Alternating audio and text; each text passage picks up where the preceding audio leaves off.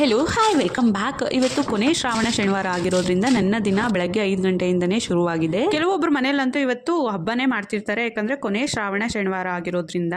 ನಾನೊಂದು ಸ್ವಲ್ಪ ಬೆಳಗ್ಗೆ ಬೇಗ ಎದ್ನಲ್ವಾ, ಮನೆಯನ್ನೆಲ್ಲ ಕ್ಲೀನ್ ಮಾಡ್ಕೊಂಡೆ, ಹಾಗೆ ಸ್ನಾನ ಮಾಡ್ಕೊಂಡ್ ಬಂದು ದೇವ್ರ ಮನೆಯನ್ನೆಲ್ಲ ಕ್ಲೀನ್ ಮಾಡ್ಕೊಂಡೆ, ಹಾಗೆ ದೇವ್ರ ಪಾತ್ರೆನೆಲ್ಲ ತೊಳೆದಿಟ್ಟು ಈಗ ಗೇಟ್ ಮುಂದೆ ಒಂದು ಪುಟ್ಟದಾದಂತಹ ರಂಗೋಲಿ ಕೂಡ ಹಾಕಿ ಹೊಸ್ಲಿಗೆ ಹಾಗೆ ತುಳಸಿ ಕಟ್ಟೆಗೆ ಅರಿಶಿನ ಕುಂಕುಮ ಇಟ್ಟು ರಂಗೋಲಿ ಹಾಕಿ ಹೂವನ್ನ ಇಟ್ಟೆ. ತುಂಬಾನೇ ಚೆನ್ನಾಗಿತ್ತು. ಹೊಸ್ಲಿಗೆ ಹಾಗೆ ತುಳಸಿ ಕಟ್ಟೆಗೆ ಈ ರೀತಿ ಅಲಂಕಾರ ಮಾಡೋದಂದ್ರೆ ನನಗೆ ತುಂಬಾನೇ ಇಷ್ಟ. ಹಾಗೆ ಅಡುಗೆ ಕೂಡ ಮಾಡಬೇಕು. ಅಡುಗೆ ಮಾಡೋದಕ್ಕೂ ಮುಂಚೆ ಕಿಚನ್ ಅಲ್ಲಿ ಇವತ್ತು ಧೂಪವನ್ನ ಹಾಕ್ತಿದ್ದೀನಿ. ಸೊ ಧೂಪವನ್ನ ಹಾಕೋದ್ರಿಂದ ಒಂಥರ ಪಾಸಿಟಿವ್ ಎನರ್ಜಿ ಇರುತ್ತೆ ಮನೆಯಲ್ಲೆಲ್ಲ. ಈ ಥಂಡಿಗೆ ಕಾಫಿ ಕುಡಿಬೇಕು ಅನ್ನಿಸ್ತಿದೆ, ಹಾಗಾಗಿ ಸ್ಟ್ರಾಂಗ್ ಕಾಫಿಯನ್ನ ಮಾಡ್ಕೊಳ್ತಿದ್ದೀನಿ.